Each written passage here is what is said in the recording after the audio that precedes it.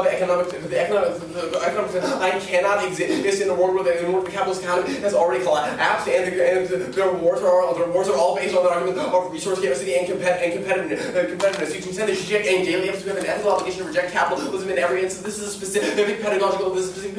This round is an educational opportunity in which the judge has the ability to make a personal decision for himself, to take an ethical stance against that's the Monbiot evidence. The alternative necessarily depends on your own personal choice. Go to framework. First, their cross-sex answer proves that we meet their framework. When we ask them what a competitive policy option they said something that can't, something that's mutually exclusive to the affirmative. Given that our alternative necessarily includes rejecting the affirmative and not taking any policy action that is mutually exclusive to the affirmative, whatever the 1A tries to define a competitive policy option as afterwards, cross-sex is binding, and cross-sex of the 2A should be what you hold them to. We say that we're not predictable. However, CAP is literally the most predictable critique. It's been run literally at every tournament for the past couple of decades, and they said that we can pick out of anything with the critiques, but that's the same with counter plans and dissent. They can attack any part of the plan, and they said they can't critique education is useless.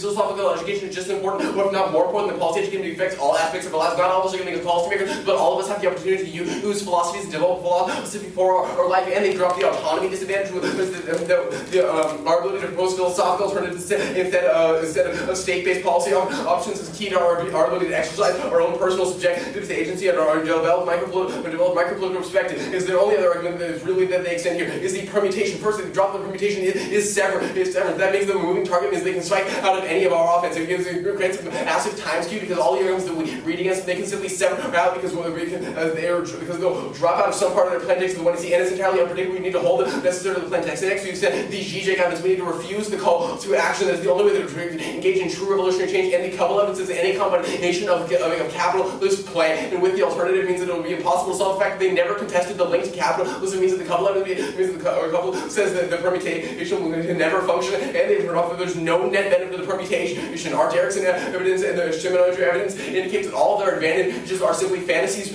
produced by capitalism in a world where they haven't provided a reason why the alternative can't solve their advantages. There's no net benefit to the permutation, and they grant us 100% all this in cross-X of the 2AC when they said that nothing worse can happen. There's no other more oppressive system than capitalism, and they drop the argument on see the political.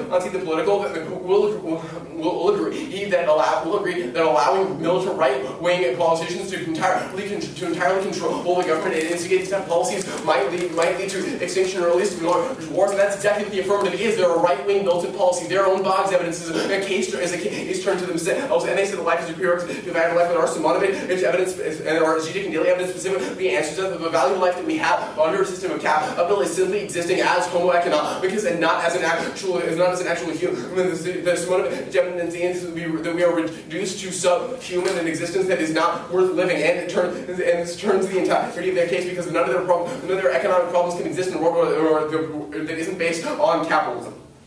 Go to air power.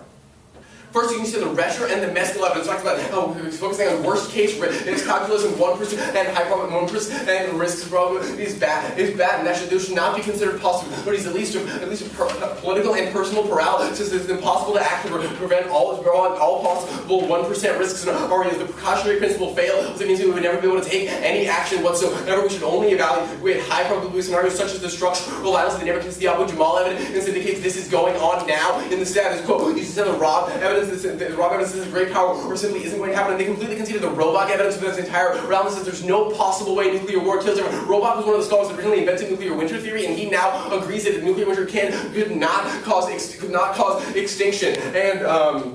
And extend the Clark evidence that their conception of the threat of the Oriental nations is necessarily grounded in racist Orientalism. And interested in the Memi evidence that racism is a separate deal is possible to make ethical decisions within a racist society, which is another reason why you necessarily need to vote for the impact of capitalism and to reject their impact framing on the economy advantage. All we need to extend is that capitalism is unable to solve